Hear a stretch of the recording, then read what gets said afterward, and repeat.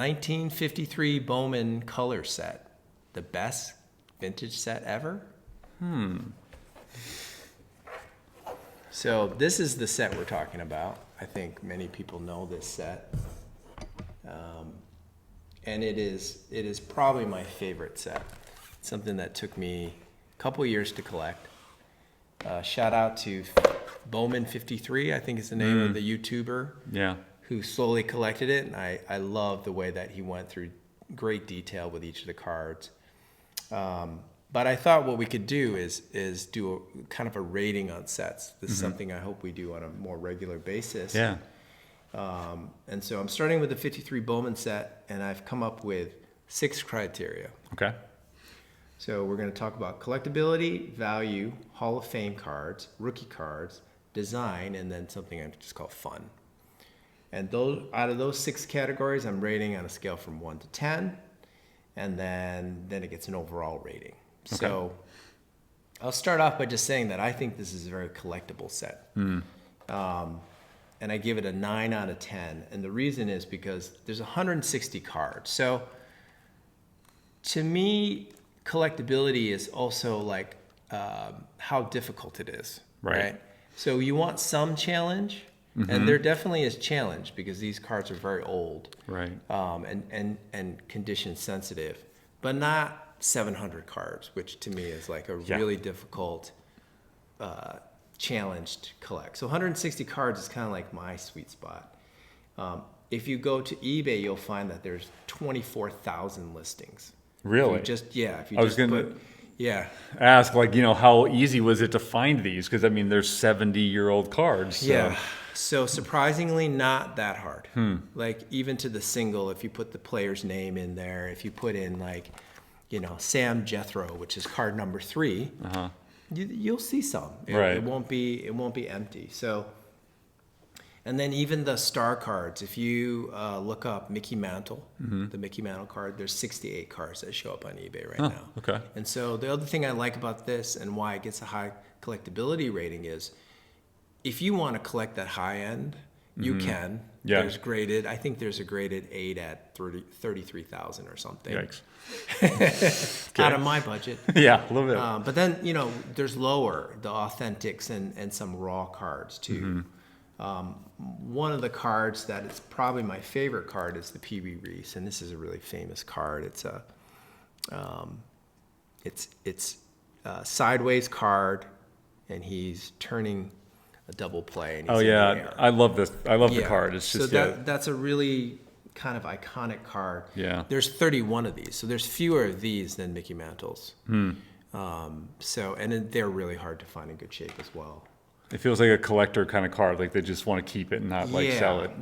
I think so. Yeah. And I could see a lot of people not wanting to collect the set, just have this card. Right. It's kind of, again, iconic. And then even complete sets. If you're the kind who, I don't want to say cheat, but I always think that people just buy the whole set. It's like they're losing out on the pleasure of slowly collecting. The pursuit, yeah. Yeah. There's 28 complete sets. Okay. So that's why I think collectability, it's pretty high up there. Do you have, for you, like if you were to rate collectability, where would this be? It's funny. I think because of the fact the numbers, that makes it much higher for me, relatively speaking. I'm currently right now trying to go through and get like 70s, all the 70s sets. And those are obviously between, 600 and 700 usually. And so that's, it's easier because they're newer, but it's harder because of the pure number. I just don't know. I guess I would assume like a common even would be like between $3 to $5 at least, if not more. And so it's like then it adds up, and it's like, okay. And then I know that obviously the mantles or the whomever are going to be a lot more expensive. So out of reach for a lot of people. Right. Yes. I would put it in a 7 or 8 probably. Yeah. I think. Okay. Something like that. It's a pretty high rating. Yeah. Yeah. Second category is value. Obviously, it's important to the more investment type focused people. Right. And again, you'll see on eBay this huge range between Dean's, which does a great job with sets. Right. They're selling a 6.5 and up set, graded set at $38,000. Okay. But if you are a lower budget and you wanted a complete set, you could get one which is a 1.5 graded set, and that's $1,200. That's not bad. Not too bad. You know, maybe a expensive Christmas gift for somebody, or a couple Christmases. And then I found this site called Sports Card Pro that tracks values of cards. Are you familiar with that? Yeah, I've seen it, yeah. And because I wanted to see, like, where does the value of the set go? Because in my mind, these vintage classic sets, they're not going to jump up way high. But Except also, during COVID, maybe. But right. And you'll see that I have a couple data points. Right. But I kind of feel like they're steady and slowly going up. Yeah. Because it's going to get rarer and rarer, from the sense that I don't think people are throwing cards away anymore. But there's more collectors coming in who will want to have the set. I'm certainly not going to sell this set. Yeah. Now that I've gone through the time and hassle to put it together. Right. And hopefully moms know not to throw out cards now. Yeah, for sure. Who knows? But if you look at the trending value in February of 22, a complete set was valued at $8,800. And then it spiked in just 1 year. In February 23, it went all the way up to 22,000. Wow. Okay. But now it's come back in May 2024 at 11,000. So that's kind of how I think of the trend. It's like the slowly growing. And the other reason is it's such a unique set. So from a value standpoint, I give it a 9. I think it's a very valuable set. Yeah. Again, I don't obviously know the set as well as you do, so I'm not sure exactly. I know obviously Mantle would be in it, I assume, and Maze, and like... Maze is not. Oh, Maze is in it. Oh, interesting. Okay. And there's the other thing that makes this set interesting is there's a black and white set too. Okay. Oh, interesting. I didn't realize 60 cards. Yeah, I love the color of it. It really just, it pops for me. So. And even though this is probably The Barra gonna make Mantle people shriek, this is a combo card of Hank Marr, Yogi Berra, and Mickey Mantle. So that obviously is a coveted card. Yeah. And then here's the Mantle. Ah, yes. Yeah, number 59. I recognize that from the was it 1990 Bowman, I think, whatever it was they had. Yeah. Right, which made it very, very iconic. Occasionally, you see somebody trying to sell that on eBay. Yeah. So sorry, and so we're talking about value now. Yeah, value, set value. Yeah. I'd probably give it like I guess about an 8. Okay. I think. Yeah. Another pretty high rating. Yeah. Okay, and the third thing I looked at is Hall of Famers. So there's 28 Hall of Famers. Okay. You know, and in a set of 160, that's pretty rich density. That's strong. Yeah. Yes. So that's 18% of the set are Hall of Famers. Right. That to me is a 10 out of 10. It's like, you can imagine, I don't know what they sold these in, maybe in packs of 3 or 5. Right. Probably a pretty good chance you get a Hall of Famer in each pack. Exactly. And super fun to just collect some of these cards that, like, this was my first Stan Musial card, actually. And nice. It captures him smiling in the dugout. You can see the photography is just different. Yeah. I think they really took their time with this. Most of the guys are smiling on the set because either the photographer was really good or somebody they knew. Here's a Campanella card. Again, this was maybe my first Campanella card. And he looks really serious there in his hold. So there's 2 Mickeys, a Musial, Yogi Berra, Campanella, Ford, Feller, Spawn. So all the great players in that time period, except no Willie Mays. Right. So I assume there's a Yogi, a separate, like him by himself, and the one with Mantle. There's two of Yogi. Got it. So okay. I'd give that a 10 without question, because again, like you said, 18% of the, that's probably one of the highest ever, I would imagine. Yeah. And just because the set is only 160 cards, I think they wanted to make sure they got just about all the stars. And if somebody knows why there's no Mays, that'd be great to know. Yeah, I haven't looked into it. I'm curious. I'm wondering because I know he had other Bowman cards though. He So did. right, He yeah. I did. was just trying to think like some at that point. I think some had like was it Musial? I think had like a contract with one of the producers and Yep. not the other or something. And maybe Ted Williams did too with Fleer right. at some point. That's probably the reason. Maybe, yeah. Yeah. Who knows? Okay. And then the next criteria is rookie cards. Obviously, really important for every set. I give it a 3 out of 10 because there's only 9 rookie cards, and none of them are Hall of Famers. Yeah. None of them are prominent. So, really interesting to me to see that they didn't incorporate rookie cards. But then I'm thinking back then, that probably wasn't that important to them. They Right. probably just wanted to capture the best players at the time, and these were the guys they had. So that's a 3.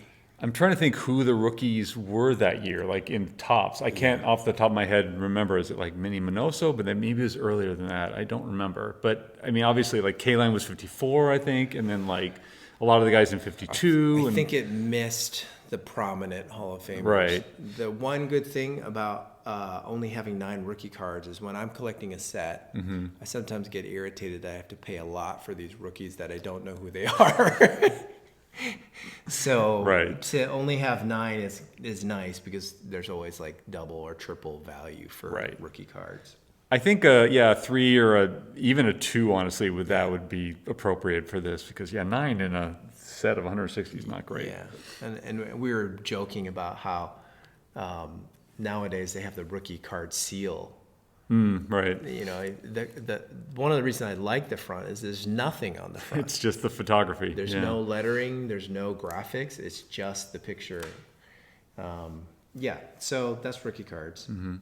Next is design. So for me, this is a 10 out of 10. It's like nice, clean design. They also have it's a different size than other sets. I don't know the exact dimensions, but they're a little bigger. So not 2.5 by 3.5. No, they're not the standard size. I like sets that have both portrait and landscape, Yeah, that's nice. and I like sets that have action photos and then just face shots. Right. So you get that kind of variety, and this has it all. So that's why I give it a 10. Yeah, I give it a 10 as well. I'm trying to think, and for some reason I remember seeing something about like the Reese is like this is like the first action shot almost could be. in baseball cards almost. I could be wrong about that, but I feel like I remember hearing someone say that. Yeah, there are other action shots, but they're posed action shots, right? They're not like in game or in that Right. case So that it's might more- have been what it was, the in-game thing. That could have been. one of the other things I love about the set is the poses that you see for players. Like this is a Rizzuto bunting. Like that's gonna be so unique if you look at all the other Rizzuto cards. Right. Right. Rizzuto. Sorry. Yes. I'm hungry, so I used the wrong word. Okay, so that's design. And then the last category is fun. So for me, it gets a 9 out of 10. They have a couple combo cards, which I love when you see a combo card. We showed one earlier. Here's one of Rizzuto and Billy Billy. Martin. Yeah. And then again, just the shots of the players smiling. Here's the Musial again. You have these nice clean shots. You have sweeping shots of the stadium in the back. Like here's an Al Rosen you can see, and that's just like a beautiful picture of what those stadiums used to look Right. like. A lot of times you don't see that in cards. So it's a lot of I think it's a very fun set. There's a person in here, if I can find him, that I wanted to show because I grew up watching and hearing Joe Garagiola. So yeah. it's fun to see him as a player. He's in this set as well. So from a fun standpoint, Why not a rating? 10? I'm curious. I don't know. It may be a 10. There's only a couple combo cards, and then thinking about some of the sets that I love collecting, when there were all-star cards or leader cards, Right. something a little bit different out of the norm. This is just like a base 160 Sure. set. There's no, and I know this is before they invented those things. Right. but Right. Those, I think, make it more fun when they have some of those. Got it. Yeah, I mean, It's hard for me to say. I'd say somewhere close to a 9, maybe. Like I think it's just a fun. Again, I think it would be fun for me to look at, just because I haven't really looked at it before, and like just the color really pops, and so it's just a fun, like, trying. And also because they don't put the names on the front, so you're trying to like guess who these people are before you look at the back, whatever. Right, so. and it makes you really look in the back. Yeah.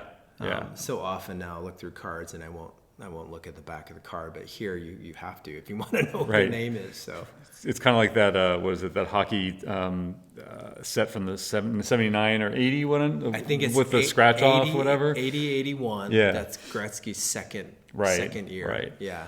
And they force you to scratch it off if you want to see who the person is, or go look in the back, I guess. Right. So no, it's a fun set. Yeah. So overall, it gets 50 points out of 60. I think if we keep doing this with sets, I'd be surprised if a lot of sets get to the 50-point mark. Yeah, it's true. I think there's probably a lot in the 40s and maybe 30s. But overall, I think it's a 9 out of 10. And if you have the budget and you have the patience,